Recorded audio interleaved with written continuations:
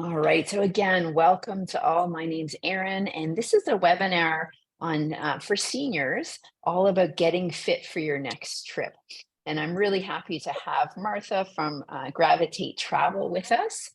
I mentioned a few minutes ago that Martha is on a plane right now and waiting to take off in the next half hour. She had a bit of a conflict, and we decided we could make it work, and it would be very appropriate for a travel webinar to be taught from the seat of a plane. So welcome, Martha. So nice to have you here, and thank you so much for joining us. Thanks so much. And I'm just going to start off by saying I might have to get up and let my husband into my seat, and ambient noise is real. And I may have to just shut off, because as soon as they say you have to turn your phones off, you turn your phones off. So I will do my best. I'll get as much in as we can. And obviously, I'm available if anybody wants to talk to me afterwards. Happy to do that as well. Okay, great. So getting kicked right off, this webinar is for you if you're planning a trip in the next year, and we would love to hear about what that trip is. And maybe in the past, you've avoided or worried about signing up for specific excursions because you think, oh, can I keep up with it? Also, if you'd like advice about travel, insurance, Martha's going to talk us a little bit about what to know about travel insurance, especially for a senior, if you're a senior. And if you want to learn from an expert, so Martha is going to tell us a bit more about her background, but travel tips for seniors from an expert. And then my expertise, as most of you know, is more around exercise. So we're going to go through the specific types of activities that our clients tell us about. And they say, I want exercises to know how to walk on cobblestone streets, for example. So again, if you're just joining us, welcome. You're in the right spot. This is Travel Fit for Travel. And we're getting a stream of people coming in the last minute. And we have Martha joining us from Gravitate Travel. She is joining us from the seat of an airplane ready to take off. So let's get you on there right away, Martha. Welcome. Hi, Erin. Thanks very much. I'm just going to say that for some reason, my device is telling me that I'm driving. So let's put it into a safe driving mode. I don't know how to get it off that. So I can't see the slides, but we'll be okay. It's no problem. So my name is Martha Henderson. I am a travel advisor with Gravitate Travel. I'm a personal travel manager, and I'm an independent. So I can do any trip that you want. And as Erin says, I am actually doing this from a plane. And have been traveling quite a bit in the last few months. So have some tips to talk about in the current day, post or coming out of COVID. I don't think we can call it a completely post-COVID world, to help out and maybe give you some inspiration as to what you want to do next. So I'm a Toronto-based travel agent. But work with anybody across Canada and also in the United States. So Erin, you're going to tell me what my next slide is. Yeah, so just going through how to choose your perfect trip. So making sure you do your research. Right. So so the research is important, and consulting with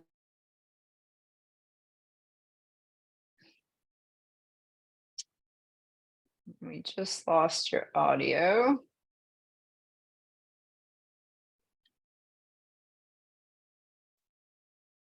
The grand plan of having Martha do this from the plane isn't working out super well. So maybe what I'll do, again, welcome if you're just joining us. We're talking about Fit for Travel.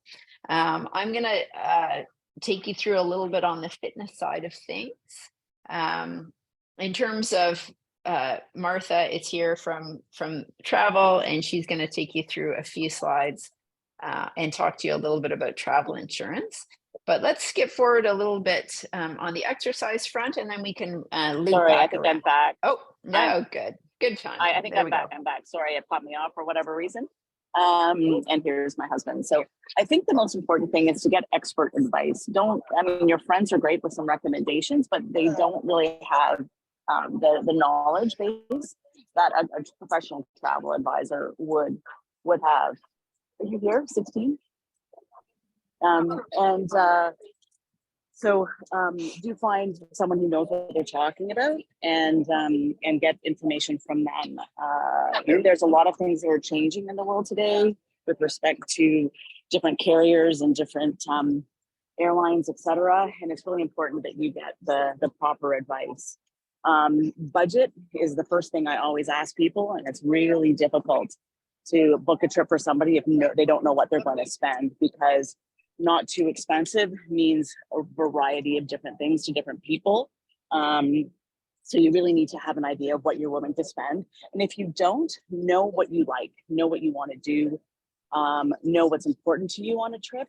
If you like culture, don't go to sit on the beach in the Caribbean. If you want to sit on the beach in the Caribbean, don't do a busy urban trip. So really think about what it is that you want to do welcoming us aboard American Airlines. And be totally honest with yourself about what your capabilities are. It's great to work with Erin, and I'm sure she will give a lot of tips and tricks. But this is, when you go away, you're supposed to enjoy it. And if you wear yourself out by booking a super adventure trip where you can't actually enjoy it, you can't get do all the adventures that they offer you, and you're stuck sitting on board a ship or an expedition, then you're not going to enjoy yourself. You're not going to have a good time. So it's really important to be honest with yourself, honest with the person who's booking it for you. And I always recommend working with a travel advisor, not just because I am one, but also because of what they can do for you. Travel advisors can often advise on different trips, different experiences that aren't necessarily available to the general public. They also can get you preferred access into different hotels, different room categories, et cetera, et cetera. So you won't get that by booking on the website. Also, if you book through like Expedia or something, they are actually a travel agency with no customer service. So you take your money and you walk away, and if you have a problem or if another pandemic hits, you have no recourse. I'm sure everybody's read the news stories about everybody who got stuck with things in travel, and most of those people didn't go through a travel agent. I spent most of my time when the pandemic hit on hold, getting through to special travel agent back-end access call centers, but I was actually able to get my clients what they wanted, whether it was coming back from the Caribbean or deferred a cruise for a couple of years even. Because we have those preferred relationships, travel agent advisors are able to do that. So find someone that you trust who will give you the information, so you'll get the trip that you want. You're probably going to be spending a good chunk of money doing it, and you want to get what you're looking for, and enjoy it. You want to enjoy it. That's the biggest thing. Enjoy it. I just went on a river cruise with my husband, and for our honeymoon actually, and there were people on board the cruise who didn't understand the physicality of the cruise, even though it was written down in the documents, or understood what it was that they were what the cruise was all about. And I think a travel advisor, because they talk people through it, then you'll get more of what you're looking for. Not speaking very well. So I'm just going to keep an eye. Sorry, so we can mute. That would be great. Passenger announcement. The other thing about enjoying is to give yourself lots of time, lots and lots of time. Be patient, don't rush it. Know if you want to have, if you're going to have a connection or a direct flight. I literally just walked from one end of an airport to another end of an airport because we were doing a connection, but that was okay for us. It was an inexpensive flight, and I had no problem walking that distance.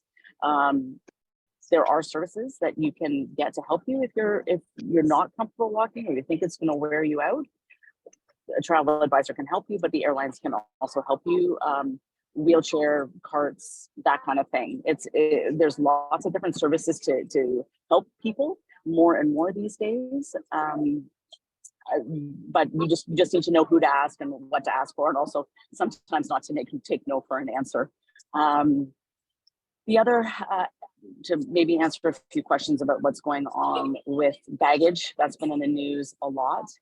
The bags are the responsibility of the airports, not the airlines. So once the bag gets off the airplane, it is the responsibility of the airlines.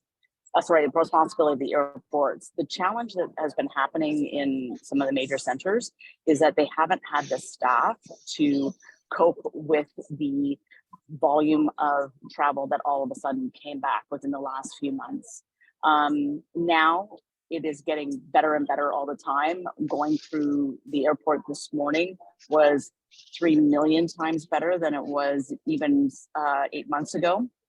Not as congested. You don't have to have a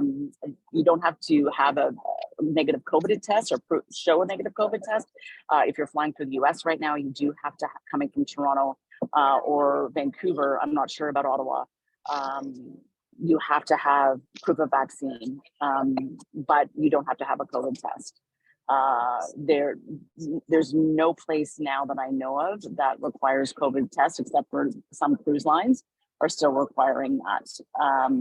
But so the access through the airports is much quicker, except you still give yourself lots of time. They're still understaffed. They're not back up to pre-COVID numbers as far as the staff is concerned. So it's just give yourself lots and lots of time. And then maybe you can talk about the types of trips.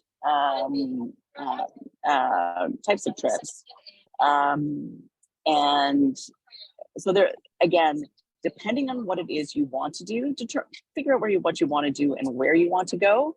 And then there's always an option that would suit you and suit your capabilities.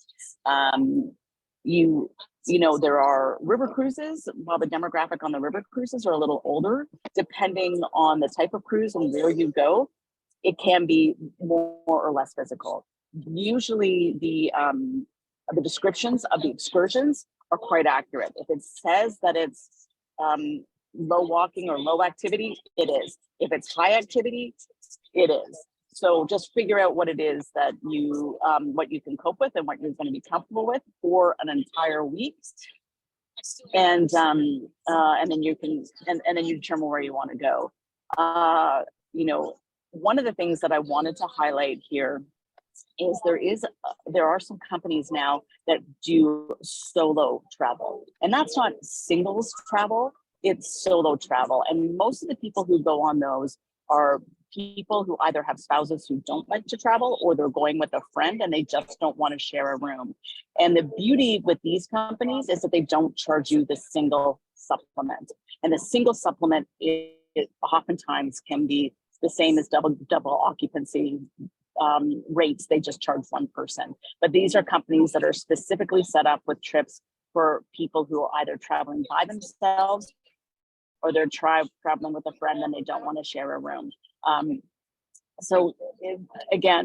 Using a travel advisor is going to help you do that.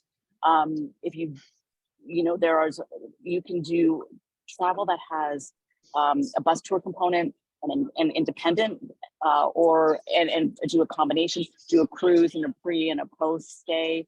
If you want to explore the entry points or disembarkation points, you can go with a tour that is personalized tour that has a little bit of guidance and hand-holding and meeting you in places, and then you're independently walking around on your own. Or you can go for a fully guided experience. You know, there are just so many options and opportunities that great. Foreign independent trips mean that you're not going in a group. You're going with under 10 people. A group is categorized as 10 people. So under 10 people, and you're curating it yourself. Or it's being curated specifically for you. It's everything that's not a bus tour or a group planned trip or a cruise. It's called FIT, foreign independent travel. It's a personalized curated trip. And that is something that I build all the time for clients, because they want to go to let's say they wanted to do an ancestry tour, or go back to where their family is from and do a specific experience and then do something else. That's one of the most popular things right now. Cruises, all-inclusives. All-inclusives are great, especially if you're going multi-generational with other families, or with your family with them for an anniversary trip. Those are great, mostly because everybody can roam around freely and then meet at a restaurant or meet on the beach, and it's got something for everybody. Right now I'm the last trip I took, we chartered a catamaran on the British Virgin Islands and sailed around the British Virgin Islands, which is super cool. And at the end of the month, I'm headed on a river cruise through France to experience the AMA waterways, and there it's sort of a wine tour. But again, there are Christmas markets tours, there are foodie tours. If you like photography, you can have a special curated photography tour, wine tasting. You can do a theme tour, or you can just explore a region. Really, it's what it is that you want to do. And before what's the name? It's called Gravitate Travel, and it's going to be on in the next slides. And yes, I am located in Toronto. Insurance, just before I get forced to take off. Please don't leave home without it, even if you're traveling in Canada. And traveling in Canada is a great option, especially if you're concerned about flying or going outside of the country. You have health issues, but you still need travel insurance. OHIP only covers you for when you're in Ontario, and that's the same thing for every other province's medical coverage. They only cover you completely when you're in your home province. If you're going out of province, there is some coverage, but it's not comprehensive. So it's really important to check and see what coverage you have. What I hear a lot from people is that they have it on a credit card. Yeah, you do and you don't. The credit card coverage is very specific and can be not as comprehensive as you think, unless you've actually paid for special trip coverage on your for your card. But there are great companies like Manulife, CAA, Blue Cross, who all have good medical coverage. I mean, just to give you a reference, medical coverage can cost you up to like maybe $8-10 a day, depending on if you have pre-existing health conditions. Sorry? No. Oh, okay. Sorry. You're good. Our flights are collecting. Hey, man. I don't know. Really nice flight attendant is calling. So, thank you. Great. Sorry, my husband, who's quite jovial with the flight attendants, and just distracted me. Insurance, CAA, Blue Cross, medical insurance is maybe anywhere from $9 to $10 a day, depending if you have other health conditions. Or the most expensive is a cancel for any reason insurance, which is usually about 10% of the non-refundable portion of your trip. It includes all the medical as well, but that means that you could just decide the morning that you were leaving, you just didn't want to go, and you could get a full refund. That's why it's so expensive, because it's so flexible.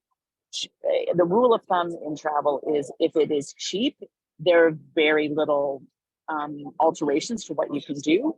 If it's expensive, it often gives you more flexibility. That's why if people get angry, they buy a super cheap airline ticket and they can't change it, or they can't cancel it. It's like, well, those are the restrictions that for cheap anything. Cheap anything. As far as the insurance is concerned, it's really good to ask and answer the questions before you go and know what you have, because if you even if you have to go to the hospital for like a bloody nose or something, the costs can be in the thousands and thousands and thousands of dollars. So the other great thing about medical insurance is that they often have access to English language doctors. And so if you're in a place where English is not prevalent, to have access to a doctor who can actually communicate with you is a huge, huge comfort. I don't know if there's anything else on that slide, Erin, that I'm forgetting or missing at this. No, you point. just talked to, for Manulife, you'd over 60 requires a medical questionnaire. Yeah, and that's sort of across the board, is that if you're over 60, you require a medical questionnaire, and the things that they're mostly looking at are pre-existing heart conditions, pre-existing lung, heart, like major organs. If you have a major organ condition, then you will not be covered for that, and sometimes the insurance can be quite expensive. But like, to be honest, if Manulife doesn't work for you, CAA can be cheaper, and the same with Blue Cross. So I know my in-laws often get really good rates with Blue Cross, but my parents get really good rates with CAA, and I've been able to get my aunt good rates with Manulife, and they're all over 83. So and they travel quite a bit. Yeah, is there I have a few moments for question before they cut me off. Yeah. So I've talked really quickly, but you can use the chat feature, or you can unmute yourself before we lose Martha to her flight. Any questions about travel to, let's see. So there's one coming through. Yeah. Got it. Yes, that's very true. That's a repatriation. If somebody passes away, like tragically on vacation, then yeah, that's a part of the medical insurance for sure. Any other questions? It's like, so my contact information is there, and I'm happy to speak to anybody. I mean, some great trips even within Canada. They if you are in the sort of the corridor between Quebec City, Kingston, Ottawa, Toronto, there's a fabulous river cruise that goes up and down the St. Lawrence. It also goes up into through the Great Lakes, and there's one that goes around into New England. No, not depends on what the question is. Are there insurance that will cover pre-existing conditions? It all depends on what that pre-existing condition is, and yeah, it all depends on what that condition is.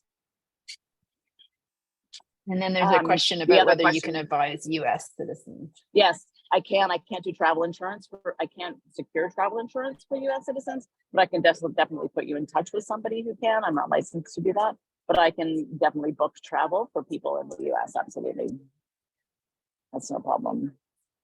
Another thing that a lot of people really love in Canada, and I'm just sort of pushing Canada right now, is the Rocky Mountaineer.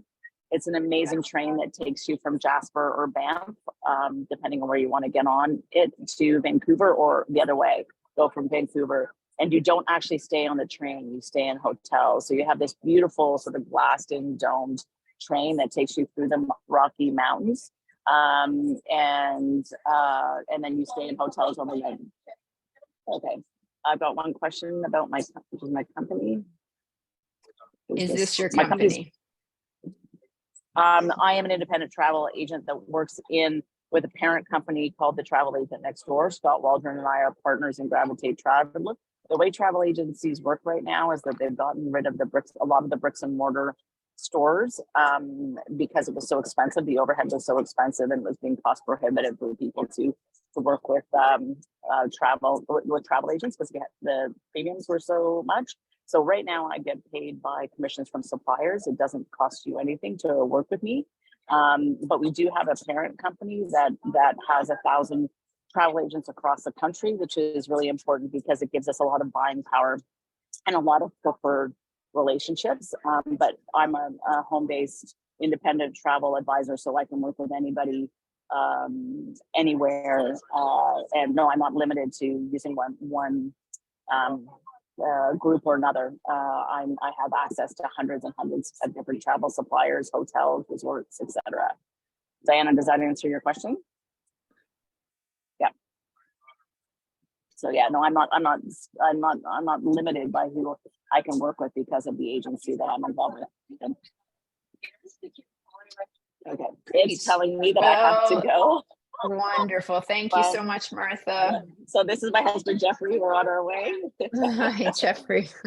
All right. Have a great Thanks trip. for Thank having us you. on. Thank you for Okay. having me on. And again, please don't hesitate to reach out if anybody has any more questions. Perfect. Thanks, Okay. Martha. Okay, so from there, we're going to talk a bit more about fitness and getting you actually fit for travel. I wanted to partner with Martha so that she could give some of the background around travel and has that expertise in travel agencies. A lot of people just joined us in the last 5 or 10 minutes. My name's Erin and I own Vintage Fitness. A lot of you are clients or I know you well, but just in case you're new to the company, we only work with seniors. Clients do achieve their health goals with us, but they're slow and steady. We make small changes that can transform lives over time. The company was started in 2005, so we've been doing this for about 18 years, so we know what we're doing. This slide is, and I can talk you through it if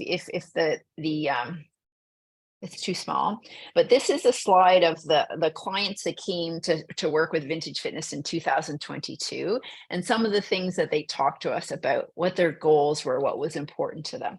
So the highlighted one, you can see travel is 34. That's the highest. Travel is important to our clients and to a lot of seniors. Some of the other things that came up, things like weight loss, back to sports, back pain, getting up off the floor, knee pain, but travel came up as the most important, which was interesting.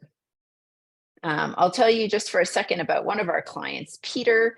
He started working with us and he wanted to improve his knee pain as well as lose some weight, and travel was a big component of that. He has a place in Jamaica, so that's his lost 31 pounds. His stamina improved, so he wasn't out of breath at all, and his knees has improved. So he was able to do some of the hiking and walking that he likes to do when he's down south. He did some core work and the bottom thing. So the amount of compliments never gets old. We visit a chain of resorts regularly and have our concierge in Jamaica tell us that she doesn't recognize me. So that's a nice testament from Peter, all about how training can really impact the type of travel that you do. So I'd love to get you guys involved here and tell me, using the chat, what kind of activities do you like to do when you travel? Hi, Diana, nice to see you. So if you want to pop in the chat, what do you like to do when you travel? Hiking and cycling, great. Jot these down. Birding, oh, amazing.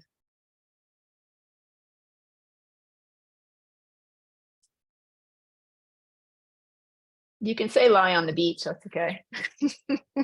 It doesn't have to be.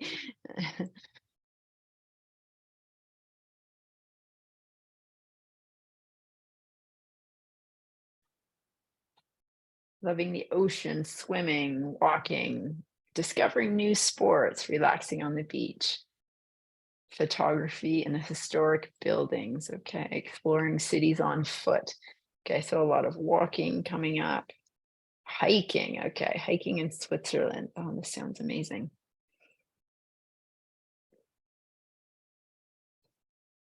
Good stuff. Okay, we'll go back to that if other people have other things to add. Pretty active group in terms of the amount of travel you want to do. So hiking obviously requiring quite a bit of stamina, quite a bit of strength, agility, and flexibility.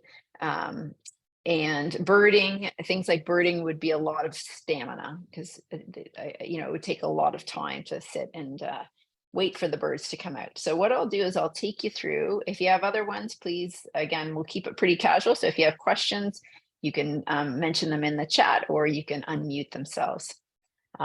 For our clients, some of the most common travel activities that we train for are things like building up endurance for walking tours, improving balance to walk on uneven surfaces. So we have a lot of clients that want to go to their country of origin or an ancestry trip. India is common, Italy is common, Israel is common. And then sometimes the surfaces they're walking on are cobblestone or they're unequal or they're gaps. So we do a lot of work on there. Gaining strength for walking upstairs. This is a big one for cultural tours. People that want to go see pyramids and things. There's tours. People that want to go, there's stairs. People that want to go to Egypt. So we do a lot of planning for it. You think, okay, so how many stairs are in that pyramid? How long is it? So really feeling like you want to go and do it the way you want to do it, as opposed to feeling you have to make tons of modifications. And it makes people feel so proud once they climb up the stairs to the cultural thing that they want to see. We do a lot of work of managing and lifting luggage easier. Hopefully on an airplane, you would get some help, but it's nice to feel like you can lift the luggage up on your own. It inspires a lot of confidence as well. In the airport, what you don't think about is when you're pulling your luggage behind you, you do need agility. Airports are busy. You're having to take steps back and forth. You're having to weave around people. So you need some strength and agility just to manage your luggage in the airport. Approving agility to do things like climb into boats. So we talk through if you're going to go on a cruise, if you're going to go on an excursion, are you having to climb down onto something, onto a sailboat or something like that? Some people do some helicopter work. Well, you got to be able to take a big step up to get into a helicopter. And we have people that do camel rides. Well, how am I going to get on the camel? So I think one of the main things for you to think about is that you have all the trips of amazing dreams of trips, which is incredible.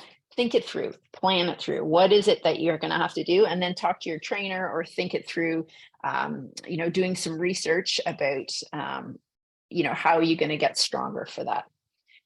So Mike will climb down into Zodiac's Adventure Canada. So that's a great example of where you would need some agility and balance, because you have to stand up on one, you have to crouch, stand on one foot and swing a leg across. So from a kinesthetic perspective, there's a lot of components to that. In your trainer or you would have to break that down to think, okay, can I stand on one foot crouching? Can I lift my leg over? And it's all very doable. You just have to plan it. So there's various videos and we have a vintage fitness YouTube site that has these on. This one, the volume is a bit loud. I'll try, quiet, but I'll try to get it up as high as possible, and I'll put the link as well. So this is a few exercises for walking confidently on uneven surfaces. Hi, I'm Erin from Vintage Fitness. We do personal training for seniors, and this video is all about fit for travel. The focus is all about being comfortable walking on uneven grounds, like you often get cobblestone streets in Europe, or if you're in a beautiful outdoor setting in the north of Canada, you get type of ground like I have here. A few things to think about. So the first thing is notice what your current gait is like. Often when people are walking, they walk flat-footed and they look down. And it's a problem because they're not getting enough power and confidence from their walking, and it's a fall risk. So what you want to do is land with the heel and roll through the toe. And as you step forward with the other foot, you're pushing off this back foot. So it's heel toe, and I'm looking where I'm going. I'm looking in front of me. So notice that first. I'll move over to the wall now, and I'll show you a couple of exercises that you can do to help complement your strengthening for walking. So the first is heel lift. So you're going to lift up. So your calf is involved in a lot of walking. You can do both legs. You can do one leg at a time if you're a little bit more advanced. So try 12 to 15 heel lifts, if that feels good for you. Challenge your balance, maybe just try with one hand, or if you have a walker in front of you, you can use that as well. Wall squats are another good idea. So again, with something in front, it's just a little mini bend. It's a quarter squat, holding the wall if you need it, or a counter is really good here too. So again, strengthening some of the muscles in the legs.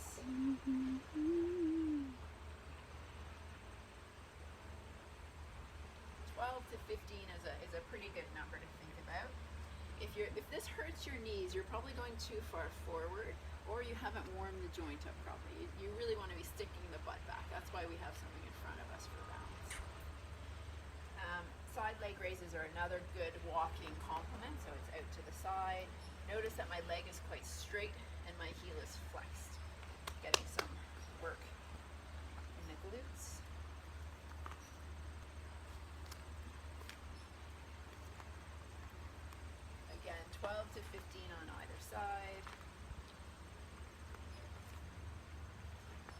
last thing I would mention in terms of walking is make sure you're progressing your walking routine as you're training for your trip.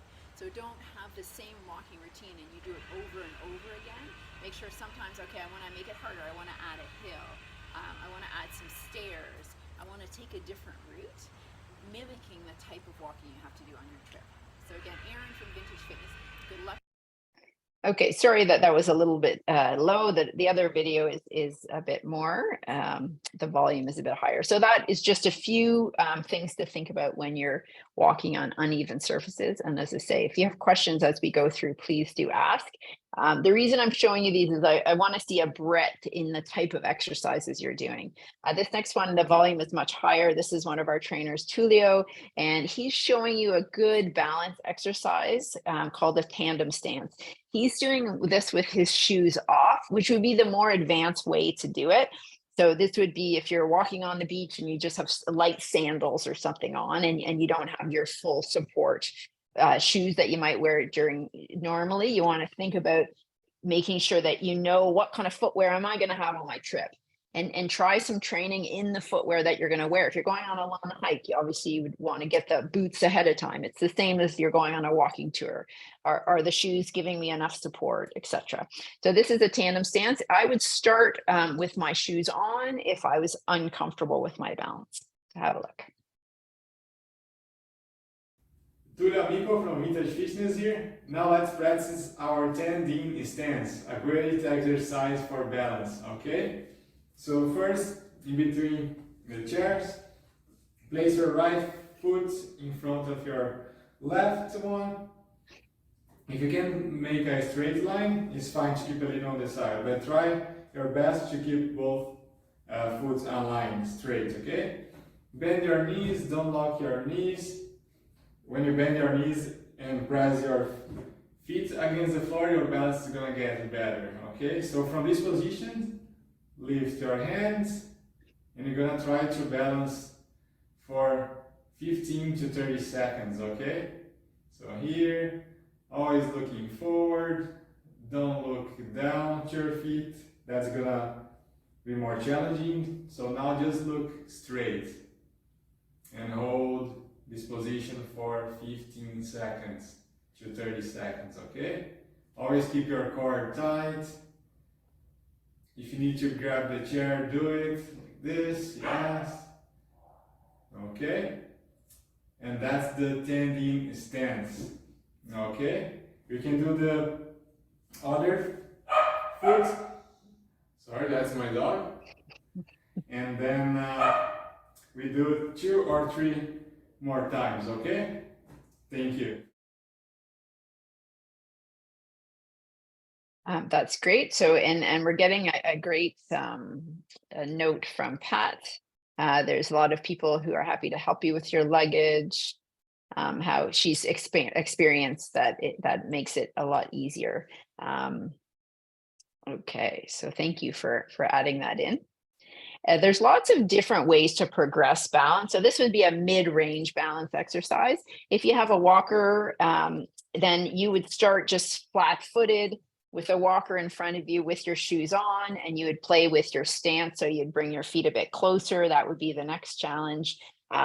Then you could take your shoes off. So there's a lot of ways to upgrade and make balance challenges harder. A lot of it in this context is, what are the balance challenges that you're expected to do? A few of you talked about climbing on Zodiacs. You should be doing more advanced balance work if you're climbing onto a Zodiac. But if you're doing a walking tour on a flat paved ground, you don't need to do as much. It's great that you should have balance as part of your exercise program, no matter what your travel or all of us, after 50 really should have balance as a part of our exercise. So again, if you have questions on any of these, please don't hesitate to ask. Tulio Amico from Vintage Fitness here. Now let's practice our tandem. We're still got in tandem stance. Okay, so the next one is about putting luggage in the overhead bin or managing your luggage. And this just gives you a few exercises to improve your strength on that front.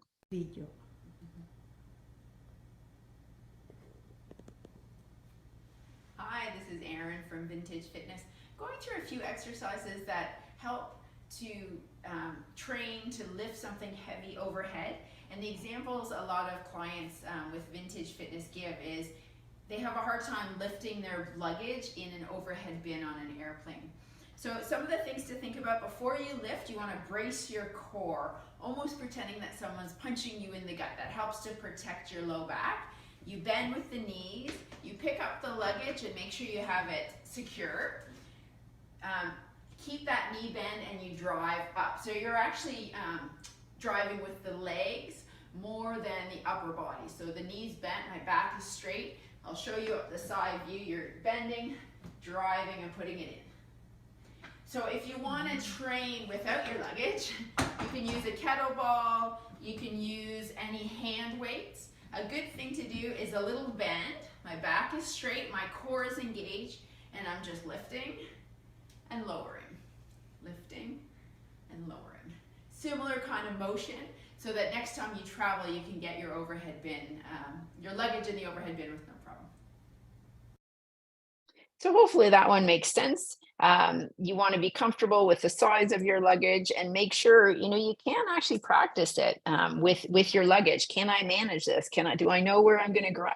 So that it's not a situation where you're at the airport, you're tired, you're stressed, someone's rushing you. You want to practice ahead of time, as opposed to being in that high stress situation.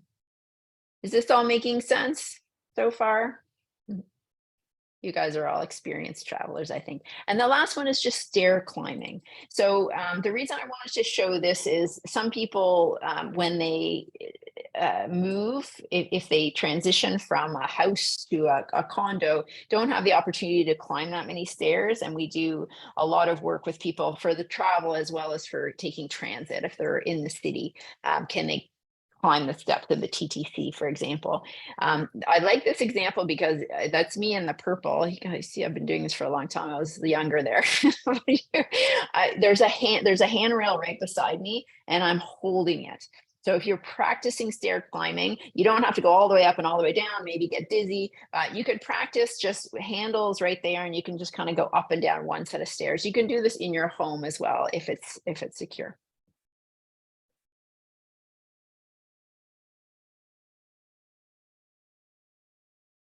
So this is a great way to build a little bit of cardiovascular exercise into your workout and to build good strength in your legs. So just start by right foot up and then left foot up and right foot down and left foot down. And keep going like that. Keep going. Right, left, right. Left, right, left. And then you can switch with your lead foot. So stopping at the bottom, now start with your left foot, right, left, right, left, right, left, right. Okay, so you can add 30-second intervals between your exercises. So again, just a good way and a thing to think about in terms of if you need to climb stairs, how many stairs do you have to climb? How hot is it going to be? Just really thinking through, do they have handrails? All of that kind of thing.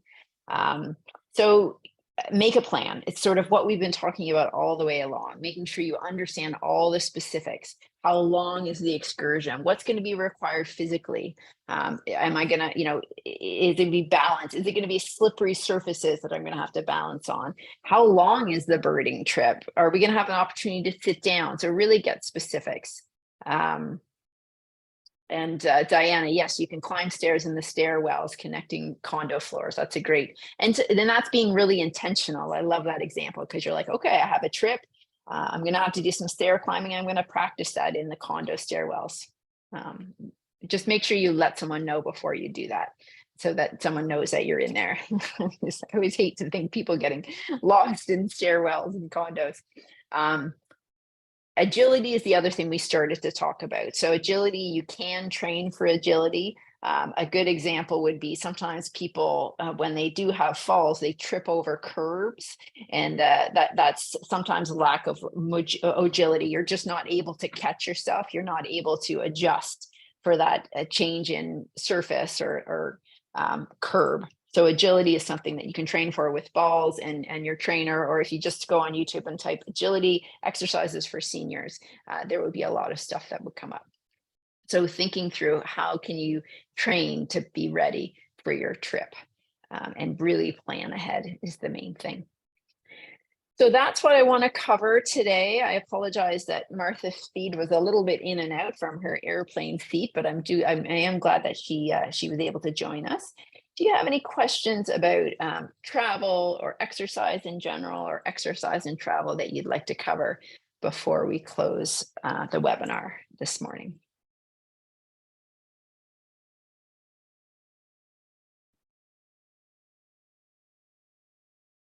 Everyone's all set. Okay. Oh, hold on. I got a question. This has been great. Okay, thanks, Karen. That's great.